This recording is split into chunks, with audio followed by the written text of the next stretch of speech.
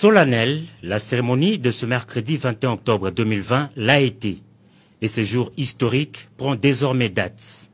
Honneur militaire, passage des troupes en revue, le magistrat suprême accueilli par les membres du Conseil supérieur de la magistrature a posé pour une photo officielle avant de faire son entrée dans cette salle de congrès du Palais du Peuple, noire de monde. Le président de la République, Félix Antoine Tshisekedi Tshilombo, y accède sous des ovations frénétiques.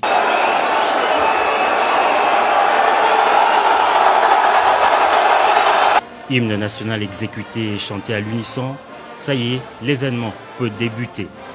Députés nationaux et sénateurs, membres du Conseil supérieur de la magistrature, membres du gouvernement, corps diplomatique et plusieurs autres invités sont présents.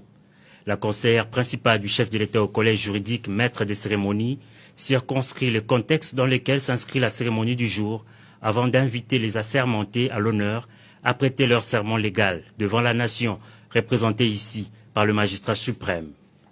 Tour à tour, ils ont prononcé la formule traditionnelle des prestations des serments.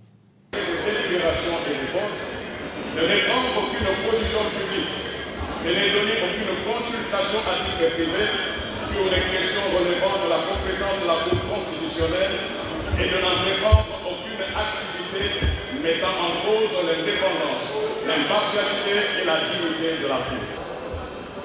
Je prends acte de votre...